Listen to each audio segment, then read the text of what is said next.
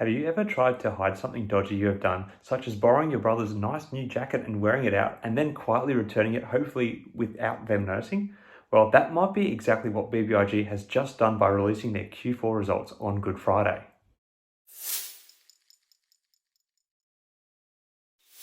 Hi again everyone, I hope you're all doing really well. So in this video we're going to be looking at BBIG, what's been happening with the stock recently, and also talk a little bit about the Q4 results which got posted on Good Friday, and there's going to be a conference call about on Monday.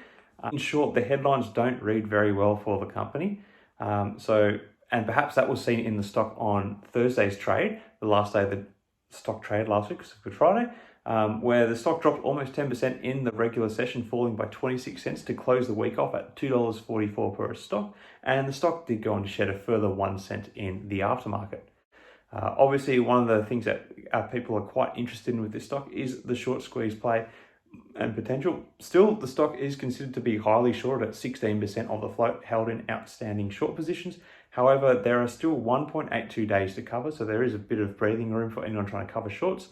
And while the borrow fee is at 35%, the fact that the stock has been on a bit of a slide down is not boding well for those who are hoping to squeeze the stock in any form, at least at the moment. So anyway, as I said at the start, on Good Friday, BBIG finally dropped their Q4 results or / end of year results on the day. And they're going to talk about them in the conference call before market on Monday. There has been no real coverage of this data, and I suppose it's been because everyone's been enjoying their Easter weekend or whatever. But so it's kind of a bit of a sneaky move that the company did release it when no one's going to really be paying too much attention, except us astute YouTubers who never make mistakes with what they're reporting. That's a bit of a joke, so I always do get things wrong anyway. But anyway, so just looking at a quick glance at the results, some interesting points that I have been able to uncover so far is that the company had about $2 million less in revenue in 2021 than they did in 2020. However, this was largely due to the change in strategy that the business has taken. And as anyone who's been following the stock the last year has noticed, there's been a lot of changes in terms of acquisitions and hopeful spin-offs of cryptyde. This doesn't happen going on. And so there has been a lot of change in the focus of the business, and they think that this change of focus is why there has been a drop in revenue. So related to this change of approach in business, one good thing is year on year the cost of revenue was actually significantly lower, and as a result BBIG had a slightly higher profit, only by about $40,000. However, they demonstrated this is gross profit. They also demonstrated a improved gross profit margin of 25% as opposed to 20% the year before.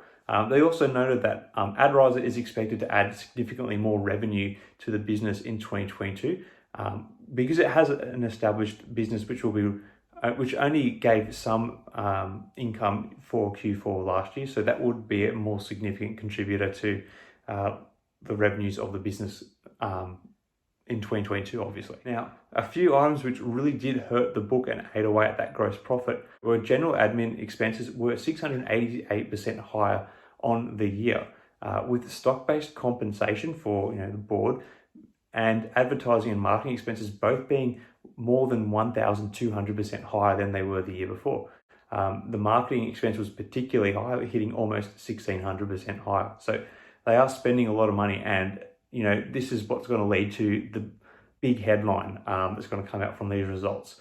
And this figure has actually been released already, but this will be still kind of what people are going to be really looking at. Is like, how was it that BBIG managed to have a net loss of $713 million or $11.24 per share? Like, that's mammoth. That's almost their market capitalization. It's pretty crazy.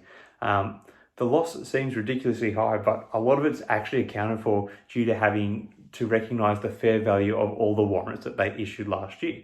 Now, I looked at this quite a bit last year regarding warrants and some of the acquisitions that they were doing, but the warrant execution prices were ranging very far apart. So some were as low as $1.24 per share or a warrant, and some execution prices were as high as $10.82, all being executed at the same time. So that's actually, when you recognize the fair value of warrants, that actually does contribute a significant amount to this loss. So that's kind of more of a paper accounting loss. So it doesn't actually really have any material impact on the operations of the company. The other thing which has hurt the loss a lot is, like I mentioned before, the stock-based compensation has gone through the roof, being up around 1200% the year before. So these two items, the stock-based compensation and the fair value of the warrants alone, actually make the net loss a lot smaller than it really is. So the actual net loss of the company is probably a lot closer to the $128 million figure, or around $2 per share, which is still a much bigger loss than the $5 million or 49 cents per share that was reported in 2020. Now, obviously, this is just a very preliminary reading of the results I've done, and I'm actually looking forward to looking at what comes out in the conference call and also studying the data here a little bit more. But reading through the first 40, 50 odd pages of the results that have just been released actually gives you a better idea for what direction it is that the company is looking to take. It was something that I kind of thought about and talked about a little bit in some of the updates I did on the video last year. But what BBIG have said is that they are transitioning from being an end-to-end consumer product innovation development and commercialization to being focused on digital media and current technology innovation development and commercialization. And in saying that, some of the things that they talk about in the risk is that they may not be able to actually fulfill this promise as a business, but they have to report these sort of risk factors in these sort of releases anyway. Anyway, I'm going to leave it there for this video. Obviously, I wanted to try and hear what other people have to say about BBIG stock, but from this prelim reading, it doesn't bode too well for the stock. Posting a loss for the year about close to what the share price is, and that's a corrected loss too, so it's not looking good. In saying this, there is every chance that 2022 is going to be a much better year for the company as these new business ventures start to mature a little bit more, but we really can't tell, and like anything I say, none of this is investing advice. Anyway, let me know your thoughts on BBIG in the comments below. Do you think these results are going to have a massive blowout effect on the stock price, or do you think we might actually start to see a bit of a turnaround now that a bit more context has been given to that huge loss that was reported earlier this year? Let me know in the comments. Until next time, everyone, may the markets trade in your favour. Cheers.